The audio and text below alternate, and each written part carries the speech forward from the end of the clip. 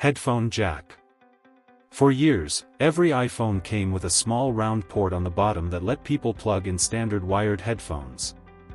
It traced back to the very first iPhone in 2007, borrowing a connector that had been a phone and audio standard for decades. What made it different was its sheer simplicity. Anyone could plug in any pair of headphones, speakers, or car audio cable without needing an adapter or a special charge. Apple removed it with the iPhone 7 in 2016, arguing it freed up internal space for other components and pushed the industry toward wireless audio. At the time, the decision caused real frustration, since people suddenly needed dongles or new headphones. Looking back, it mattered because it was one of the clearest signs that Apple was willing to abandon a beloved, universal feature in favor of a future it wanted to create, even before customers were ready for it. Home button. This was the single physical button beneath the screen, present on every iPhone from 2007 until the iPhone X arrived in 2017. It came from Apple's early belief that touchscreens needed one reliable physical anchor, a button that always took you back to safety no matter what app you were in.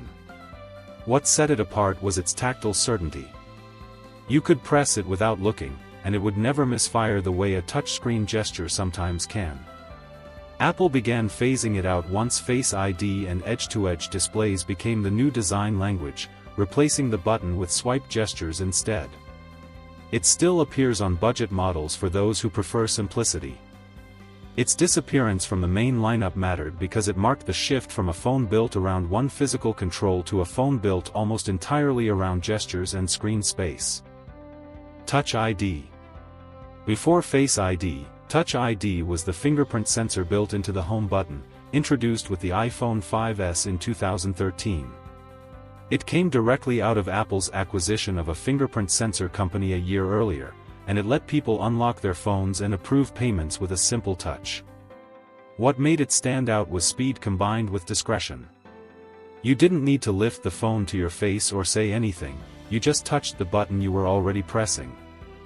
Apple moved away from it on flagship models starting with the iPhone X, betting that facial recognition felt more futuristic and required less physical contact.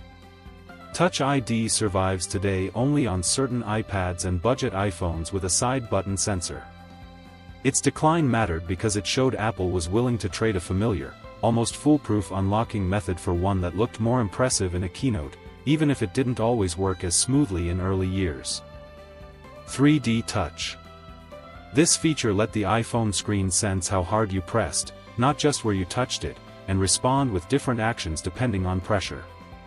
It debuted with the iPhone 6s in 2015, using a layer of tiny sensors beneath the display to measure force. What made it unusual was that no other phone maker had anything quite like it. A light press could preview a link or a photo, while a firmer press could open a quick menu of actions.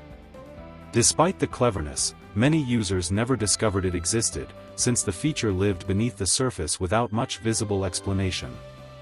Apple quietly removed it starting with the iPhone XR in 2018, replacing it with a simpler version called Haptic Touch that relied on press duration instead of actual force. It mattered as an example of a genuinely inventive feature that struggled because it wasn't intuitive enough for most people to ever find. 30-pin dock connector. Long before Lightning, every iPod and early iPhone used a wide connector with 30 metal pins to charge and sync with a computer. It dated back to the original iPod in 2003, designed to handle both data transfer and power through a single, sturdy plug. What set it apart at the time was how dock-friendly it was, letting accessory makers build speakers and stands that the phone could simply drop into. As phones grew thinner and technology advanced, Apple introduced the much smaller Lightning connector in 2012, ending a decade of compatibility with thousands of existing accessories overnight.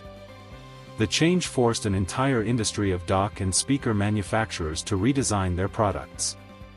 It mattered because it set the pattern Apple would repeat again later, choosing to break compatibility with the past whenever a smaller, more modern connector became possible.